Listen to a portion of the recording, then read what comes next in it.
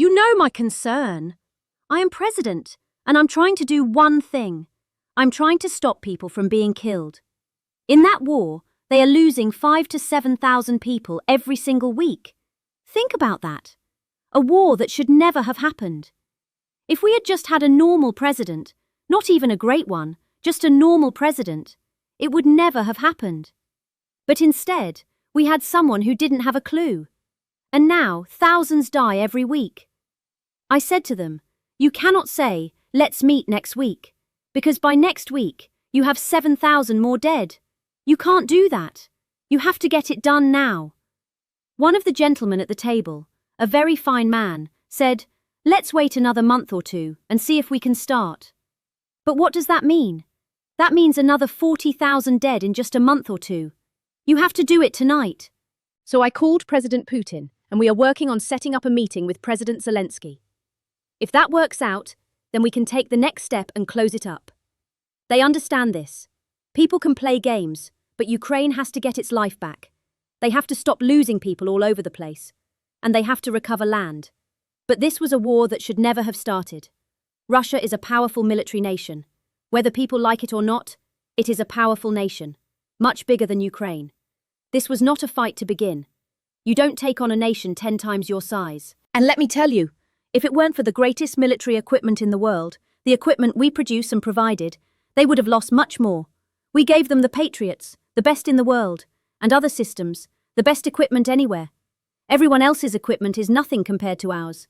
But still, the Ukrainian soldiers have been brave as hell. They fought against a force so much bigger and more powerful. Yet you've all seen the map. Large parts of territory have been taken. Donbass, right now, 79% is controlled by Russia.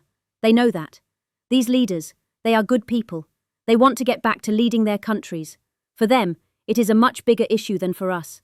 Because we have an ocean separating us. A big, beautiful ocean. They are right there.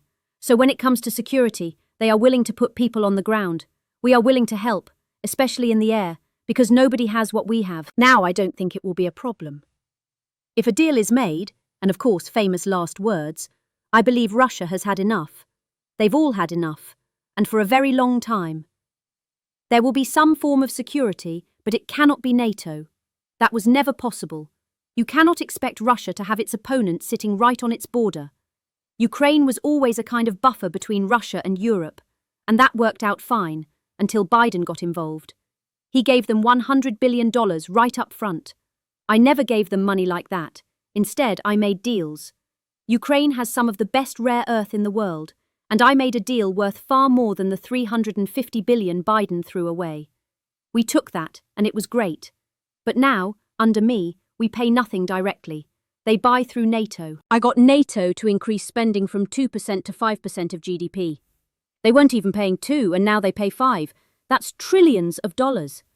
And what we do is sell them our military equipment at a fair price. NATO pays us, and then NATO distributes it. Mostly it goes to Ukraine. But for us, we are not losing money. Not like under Biden when we were paying hundreds of billions. I always had a good relationship with President Putin, despite the Russia hoax. It was a dangerous hoax for our country, but despite that I kept a strong relationship. And that's not a bad thing, it's a good thing. We have the most nuclear weapons in the world. Russia has the second most. Having a decent relationship is not terrible, it is smart. So yes, at the end of the meeting, I called President Putin. He expected it. It was 1 a.m. in Russia, but he answered happily. We had a very good call. I told him we would set up a meeting with President Zelensky. If they can work something out, then I will meet as well, and we will close it. Because it takes 2 to tango. Otherwise, it's a waste of time. And I don't want to waste time. I want to end it. I want to stop people from being killed. 7,000 a week. If I can save those lives, I will. We are not losing American soldiers.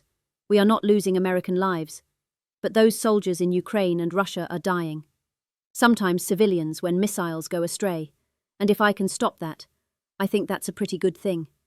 If I can get to heaven, maybe that will help my case. You know, I already saved many lives before. In India and Pakistan, when planes were being shot down, it could have gone nuclear. I stopped it. I refused to make a trade deal until they made peace, and I got them to the table. I made 6, actually 7, peace deals. We also took away the nuclear capability from Iran. That was a big one. We are doing things that people said could never be done.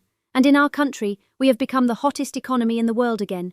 $17 trillion of investment is coming in, plants being built everywhere. We turned a dead country into the hottest country in the world in just 6 months. So I say this, we need good leadership, not the kind of leadership we see in California or Illinois, disasters. We need strong, smart leaders, and we have them. We have a great bench, talented, capable people, and I believe the future will be very strong. Thank you very much.